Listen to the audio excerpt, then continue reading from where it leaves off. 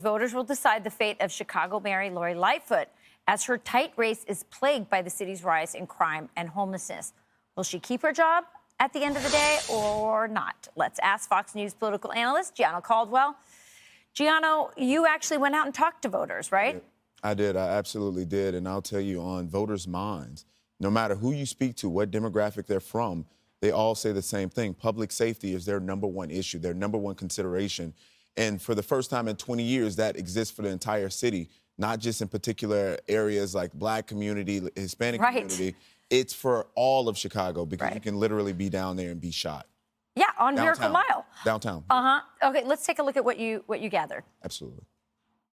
Does Chicago need a leadership change? Hell yeah! I think we've been trying to find a leadership change for a while. What grade would you give Mayor Lori Lightfoot? An F-. Hopefully she's, willing and ready to pass the torch on to somebody that's, looking to make Chicago great again. She's got to go. Yeah. I voted her in, but I'm voting her out. Wow. So a lot of people thought that it couldn't get bad enough to get Lori Lightfoot out, but we were talking offset. You really think she might not even make it to the runoff? That's right. So the top 2 vote getters, if no one gets the majority of the votes, goes off into a runoff, which is in April. Paul Vallis, it looks like he's going to be the one that pulls out at least one of the people that make it into the runoff, if there is a runoff. And this is great news, I think, for me, my family, the countless victims of violence throughout the city of Chicago. As I've mentioned many times before, my baby brother Christian was murdered on the south side of Chicago, June 24th to be exact. And that's the only solace that we have right now, somebody who's going to be reasonable. Paul Vallis seems to be that guy. Be reasonable about protecting citizens, victims, not the criminals. And I think that's what we've seen through a lot of Lori Lightfoot policies, the no chase policy. Police can't even pursue suspects. Police are afraid to do their jobs. They've been completely and totally demoralized. That on top of Kim Foxx's actions, we've had a disaster in the city of Chicago. Now we need change. And that day is coming on Tuesday, I believe. Yeah, it's not just crime. The city schools are also failing. Absolutely. I mean, this is it's all the way around. And she tried to recruit students to help her with her campaign. Guess that's not going to work for her this time. A recipe of disaster, but hopefully the experiment called Lori Lightfoot is coming to an end. Well, we shall see. I hope you're right, just for the sake of the people of Chicago and also for your family. Thank you so much. You got it. I'm Steve Ducey. I'm Brian Kilmeade. And I'm Ainsley Earhart. And click here to subscribe to the Fox News YouTube page to catch our hottest interviews and most compelling analysis. At least 59 migrants have drowned after their boat broke up in rough seas and sank off the southern coast of Italy, including a number of children. The boat was said to be overloaded with close to 150 people. It's thought the vessel left Izmir in eastern Turkey 3 days ago. Those who survived came ashore near the town of Crotone on the Calabrian coast and are being helped by the Red Cross. John Donaldson has the latest. Overnight, another tragedy in the Mediterranean. By daylight, this was all that was left of the migrant boat that broke up in rough seas just off the Calabrian coast. Rescue workers struggled in the conditions to recover bodies from the water. It's thought around 150 people were on board. Dozens, including a baby, are known to have drowned. The regional governor visited the scene. Calabria is a region that welcomes people. Last year we welcomed 18,000 migrants, but we can't be abandoned by the rest of Europe.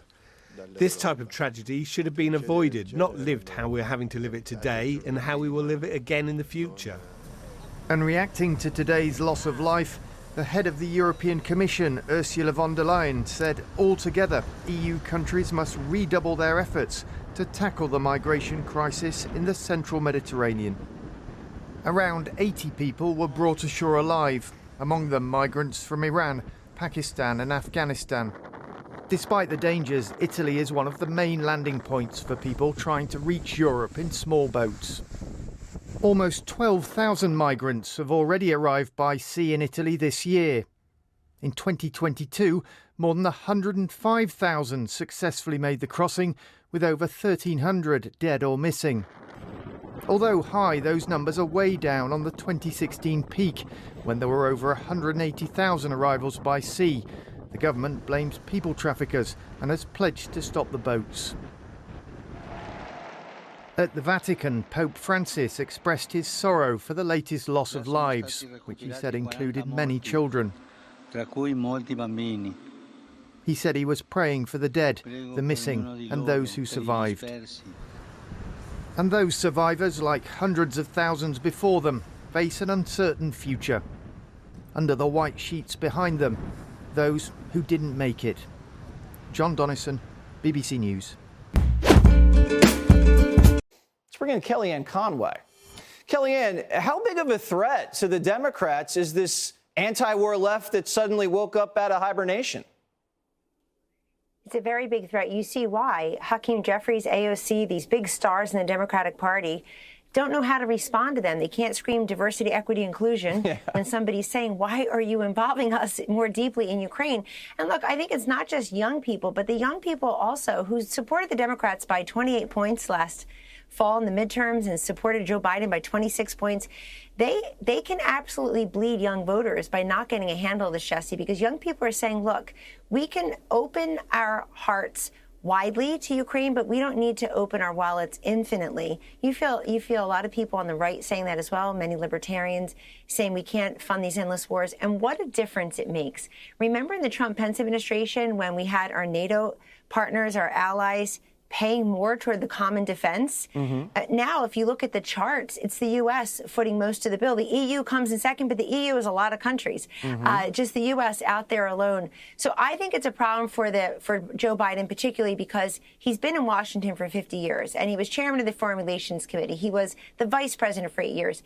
He is seen not just as the Loch Ness monster of the swamp, but as somebody who is a, quote, warmonger.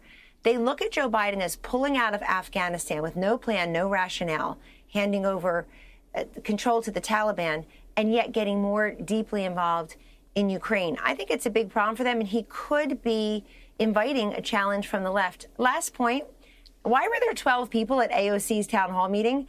These people are famous for being famous. She has millions of followers on social media, and about the same number when I invite the girls to hang out on a Thursday night at her town hall. In the biggest city in the world. I mean, you'd think she'd have a few more actually organic Just take supporters. them off the street. Let's go. I know. And it'd be interesting to see if the Republicans can kind of peel away those young anti-war voters from the Democrats. All right, Kellyanne, thank you so much. Great to see you. Thank you, Jesse. Thanks. Hey, Sean Hannity here. Hey, click here to subscribe to Fox News YouTube page and catch our hottest interviews and most compelling analysis. You will not get it anywhere else.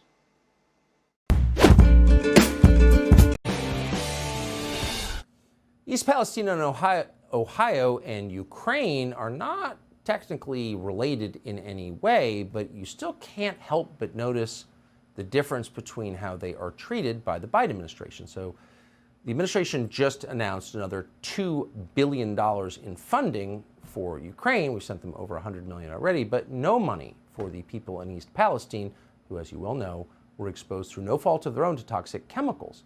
Erin Brockovich is in East Palestine tonight, and we thought it would be interesting to talk to her. And thank you so much for coming on. Do you know, I mean, can you see the disparity in the... Oh, of course. Can you see the disparity between the concern for the people of Ukraine, which I'm not discounting as real, with the concern for the people in East Palestine? There seems to be a huge difference. Well, it's certainly concerning to the people of East Palestine. I mean, you know, we're pushing a month now, and they still don't have any answers. It's very obvious something's really gone wrong out here. I've been out here down on the ground, and they're really frustrated why they don't feel that their agencies or their administration cares about what's happened to the communities. So it is very apparent they are concerned and not being seen or heard. So that you make such an interesting point, and I don't know the answer to this, but you've been around this kind of thing before. You think that there's something specific that they're not being told? That's your sense? Yeah, there is. And I mean, it's like, oh my gosh, come on. We're out here. What if 44,000 fish are dead? We've seen them. We've seen them out here today, aerating the creeks. They're removing stuff. The wellheads are locked. What's up? Look, you don't have to go any further, in my opinion, than a 100-year study that we all know the miners did for us. It's called The Canary in the Mine Shaft. Send the canary down there, it dies, might not be good for humans. You have dead fish, might not be good for humans. You have dead animals, might not be good for humans. You've sent a horrible mixed message to this community. Drink the water, don't drink the water. Safe, not safe. It's horribly confusing and extremely frustrating to them, and something actually has gone wrong here, and there's information that has yet to come forward, and the story will continue to unfold. That's so nicely put. And I just want to pick up on something you said. The wellheads have been locked. What did you mean? So in the schools, so the children can't drink the fountains, and then on private wells around here, they've got locks on them. So they obviously, come on, if there's no problem, you don't need to lock a drinking fountain. You don't need to be aerating the system, and you can explain away all day long to me that nothing's wrong, but I see what's going on here. Yeah, I think it's better to make decisions gaslight based. Me. It's better to make judgments on the evidence than on the words. I agree with that. Thank you, Aaron Brockovich. Good to see you tonight. Thank you, Tucker. It's nice to see you. Subscribe to the Fox News YouTube channel to catch our nightly opens, stories that are changing the world and changing your life. From Tucker Carlson tonight. Saturday Night Live tackled the top headlines of the week, diving into a sticky mess that was Donald Trump's visit to East Palestine following a toxic train derailment. James Austin Johnson took on the former president as he described the conditions on the ground following the incident. I was looking at your river and it's so shiny. I've never seen water so beautiful. Beautiful rainbows and discolorations. It's great. It's wearing makeup. Fenty Beauty water. In his fifth time hosting SNL, Woodyharrelson seemingly made a crack at COVID vaccine mandates, likening the pandemic to a fictitious movie featuring drug cartels. The biggest drug cartels in the world get together and buy up all the media and all the politicians and force all the people in the world to stay locked in their homes. And people can only come out if they take the cartel's drugs. Also joining the Five Timers Club, Jack White of the White Stripes, who took the stage as the night's musical performer.